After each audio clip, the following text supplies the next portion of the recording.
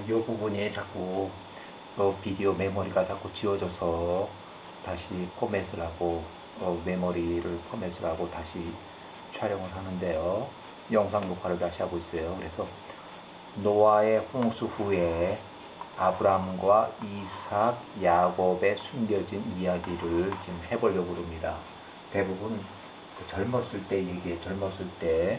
그래서 아브라함의 출생과 아주 어린 시절에 감춰진 부분을 먼저 얘기를 하고, 그 다음에 이삭, 그 다음에 야곱의 어린 시절. 자, 노아의 아들 첫 번째 세대는 셈이 98세에 홍수가 나서, 홍수가 끝나고 2년 후에 셈은 600세에 사망을 했다. 엄청 오래 사는 거야. 홍수가 끝나고 나서 약 한 500년 정도 더 사는 거예요. 그러다 보니까 이 셈은 10대 후손, 아브라함이 175세로 사망을 했는데 아브라함이 사망한 후에도 35년을 더 살았다. 결국은 11세대 이삭이 110세까지도 생존을 했다. 또 밑에 12세대 야곱 50세 때까지도 생존했다. 그러니까 이 셈은 아브라함뿐만 아니라 이삭, 야곱 50세 때까지도 이 생존했다는 거예요. 셈이. 그래서 아브라함의 출생과 동시에 니므롯 왕이 아브라함의 생명을 이제 뺏으려는 그 위협으로부터 아브라함은 숨겨져 가지고 10살 때까지 동굴에서 숨어서 지내야 했고, 아브라함을 비롯한 주변의 그 위협이 사라지면서 10세에서 동굴에서 나와가지고 조상 노아의 아들 노아 셈의 집으로 들어가서 39년간 여호와 알기에 청년기의 중요한 시간을 보냈다. 그래서 아브람 10세부터 49세까지 교육을 받았다. 선지자 교육을 받았어요.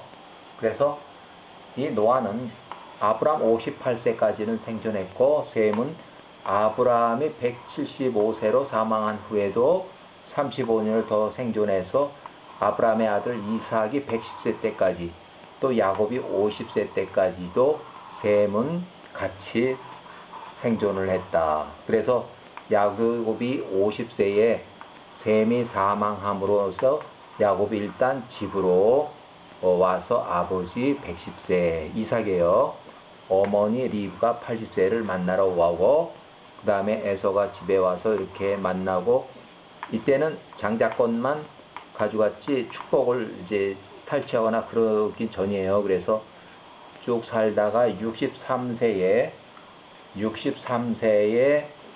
이제 에서의 축복을 가로챈 야곱을 이제 하려 하다 보니까 야곱이 다시 63세에 다시 에벨의 집으로 다시 도망을 가서 거기서 선지자 교육을 자진 입소했다. 그래서 70세까지는 선지자 교육을 받고, 이제 야곱이 70이 돼서 아버지가 이제 노년이고 또 어머니도 100세, 그러니까 이제 집으로 만나러 온 거예요.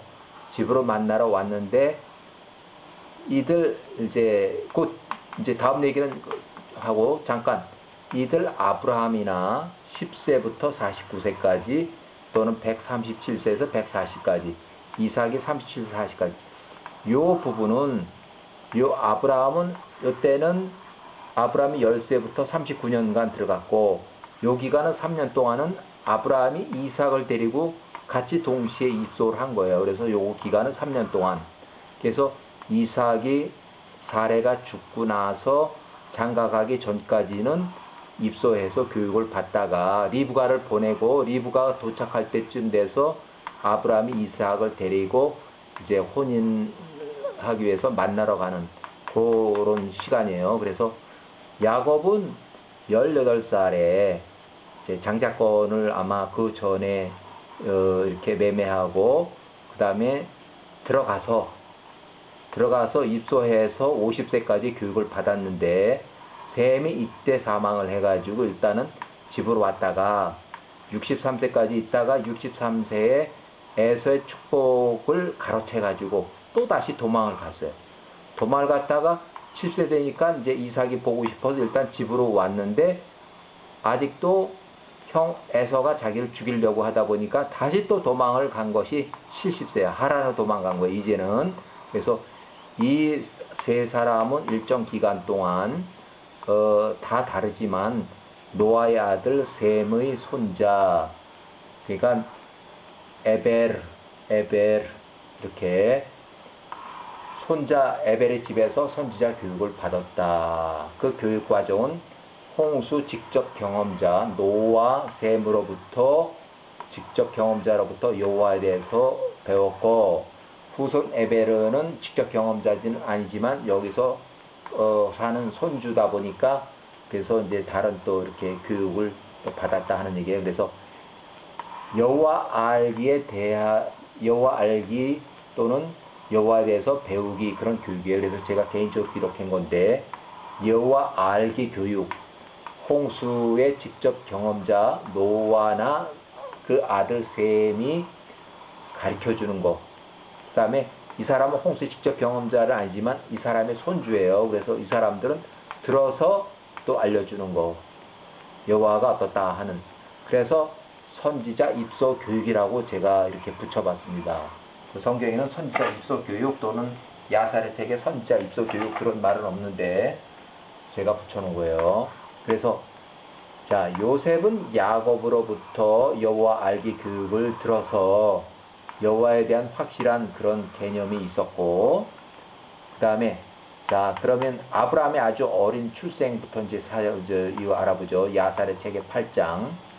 자, 아브라함에 대해서, 아브라함이 태어난 것은 밤이었는데, 요건 여러 번 제가 이렇게 했는데 참 어려워요. 왜냐하면 성경이 전혀 안 내오는 내용을 가지고서 야살의 책에서 이렇게 세세하게 기록을 했기 때문에 이것이 진짜인지 가짜인지 그것도 뭐 일단은 이야기거리로 전해 내려오는 이야기이기 때문에 그것을 기록한 책이고, 그러니까 그냥 외경이라도, 성경에 포함이 안 된 외경이라도 이래서 이런 얘기가 있었구나 이렇게 이야기거리로 듣고, 또 외경이라서 성경하고 많이 틀린 거 그건 아니에요. 똑같습니다. 똑같아요. 근데 좀 더 자세하게 되어 있고 또 조금 틀린 부분이 있을 수도 있어요.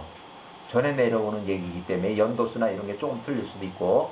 자, 아브라함이 태어난 것은 밤에 태어났는데 아버지 데라가 70세에 아브라함을 태어났어요. 70세예요. 그래서 데라의 모든 종들과 니므롯의 이 사람이 군대 장관쯤 돼요. 우리께 보면 국방부 장관이나 참모 총장이 아주 높은 사람이 70세에.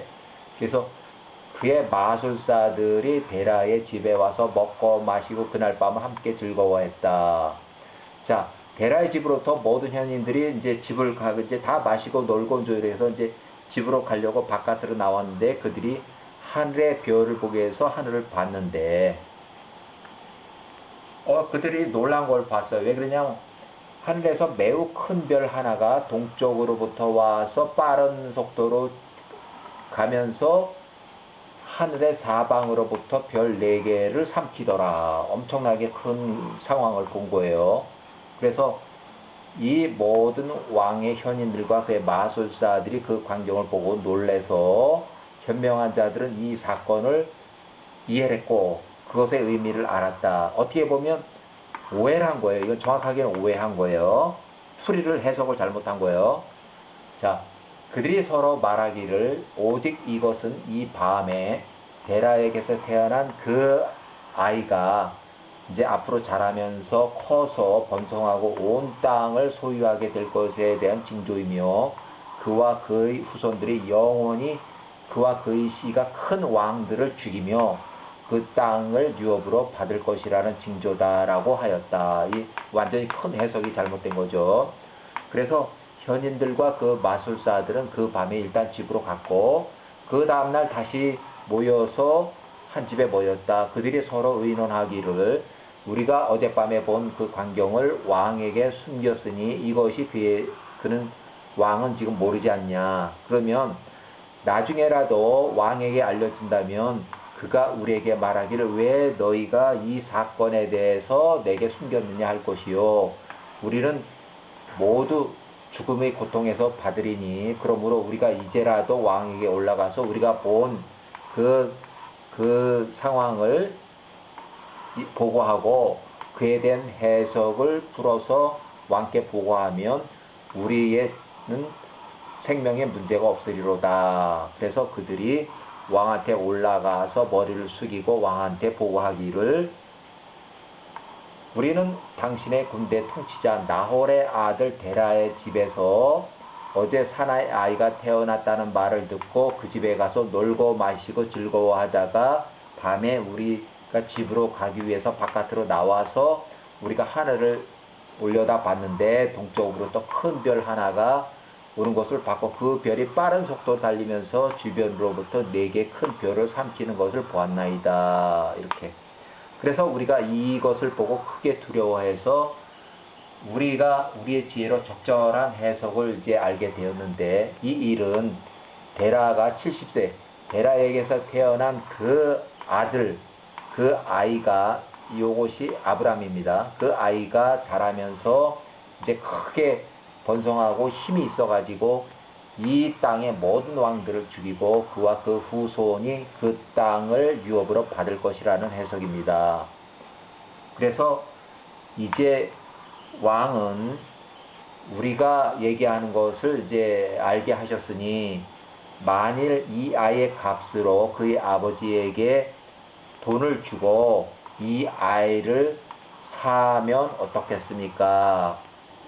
이제 사서 죽이란 얘기겠죠. 그래서 그 아이가 크게 자라서 이 땅에서 크기 전에 우리가 그를 죽여 없애버리면 우리를 대항한 그의 악이 증가해서 우리와 우리의 후손들이 그의 악으로 인해서 멸망할 것을 예상해서 이제 아브라함을 돈을 주고 사라는 얘기예요. 결국 생명을 이제 사서 죽이라는 얘기겠죠. 그래서 왕이 그들의 말을 들었는데 그 말들이 그의 목전에 좋게 보였다. 그래서 그가 사람을 보내서 데라를 70세에 부르니 데라가 이제 왕 앞에 불려왔는데 왕이 데라에게 말하기를 사내아이가 너에게서 어젯밤 태어났다는 것과 그 별들이 관찰된 것에 대해서 내가 들었노라. 이제 그 아이 아브라함을 내게 달라.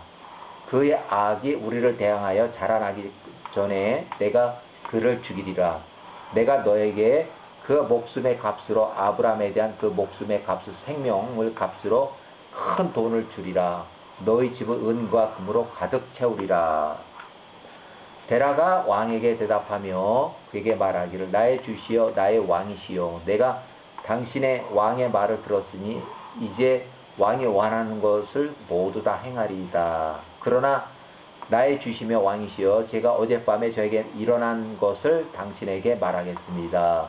그리하면 왕께서도 저에게 어떤 조안을 주실 것인지를 제가 알게 될 것입니다. 그리하면 왕께서 말씀하시는 것을 제가 답변하겠습니다. 그래서 비유로다가 이제 이 얘기를 하는 거예요.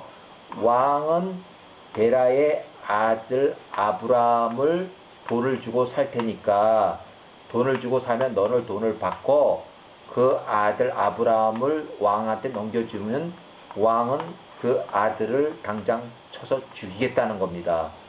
그래서 데라는 왕에게 말하되 어젯밤에 모레드의 아들 이 사람이 어젯밤에 이거는 이제 사실은 아니지만 이런 비유를 얘기를 한 거예요. 그래서 어젯밤에 와서 말하기를 왕이 데라에게 준 가사한 크고 아름다운 말, 이제 말이라는 건 사람이 타고 다니는 말이에요. 그것을 내게 달라. 그러면 내가 내게 은과 금, 그 다음에 밀집과 여물, 말이 먹을 식량이에요. 이게 말이 먹을 식량을 그것을 값으로 그 말 값으로 주겠다는 얘기예요. 아니 말을 달라고 해서 말을 줬으면 밀집과 여물이 왜 필요하냐고요. 말도 안 되는 소리지. 이것이 은과 금은 그렇다 치더라도 아니 말을 가져갔는데 말 먹을 식량을 준다? 그건 무슨 소리야. 그래서 이제 그에게 말하기를 내가 당신 그 말을 달라고 하는 그 당신이 그 요청한 그것과 관련해서 그 말을 내게 하사한 왕에게 물어보고 왕의 의견을 듣기 전까지는 잠깐 기다리라. 왕이 어떻게 뭐라고 말씀하시든지 왕의 말씀대로 내가 행하리라.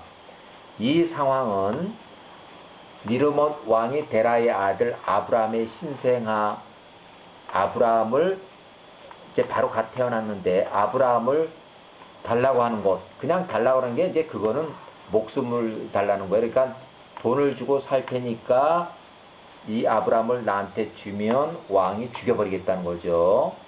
그래서 다른 비유로 이렇게 해서 여호와께서 주신 아들 아브라함을 왕께서 달라고 하는 것에 대하여 그런 말에 타는 말의 비유를 왕이 하사한 것처럼 이렇게 비유를 들어서 하는 그런 다른 이야기입니다.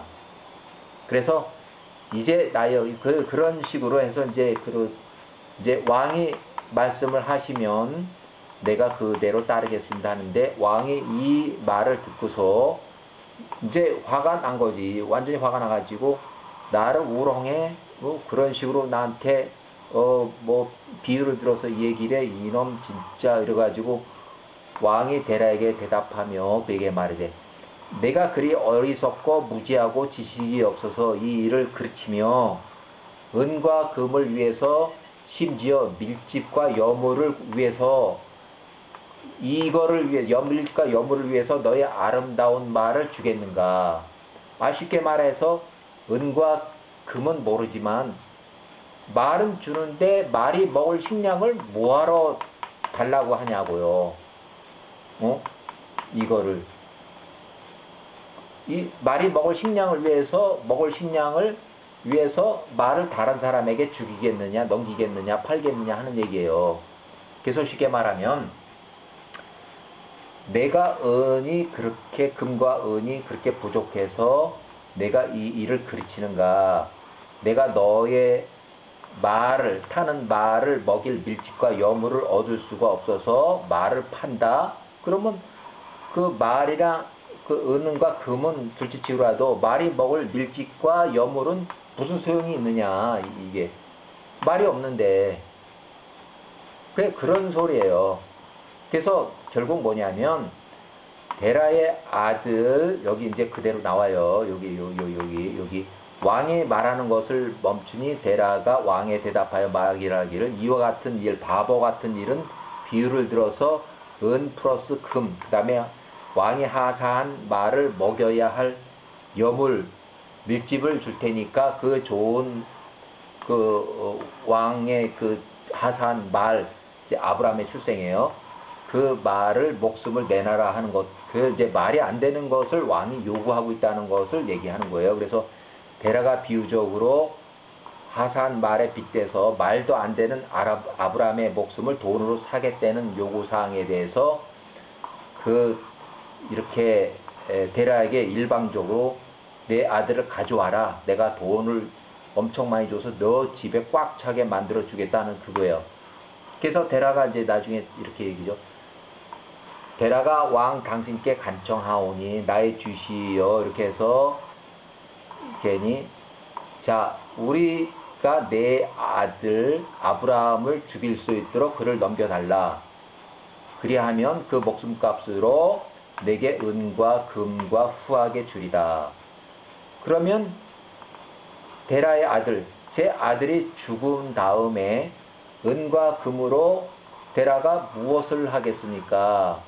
아들이 없는데 은과 금을 가지고서 그 큰 많은 돈을 가지고서 무엇을 하겠습니까? 이제 다 늙어서 죽을 텐데 누가 데라가 죽은 뒤에 내 유산을 유업을 받아서 물려받겠습니까? 정녕 제가 죽었을 때 그 은과 금은 그것을 주신 나의 왕께서 다시 가져갈 것이고 결국 아브라함을 죽이고 은과 금 집안의 모든 재산은 왕이 다시 취하실 것인데 왕이 데라의 말을 들었을 때 그 왕과 관련해서 예를 들어서 비유로 말한 그 내용이 왕을 크게 고통스럽게 했고 그의 일로 왕이 아주 곤란해하며 그의 왕의 분노가 아주 불이 붙었다 하는 거예요.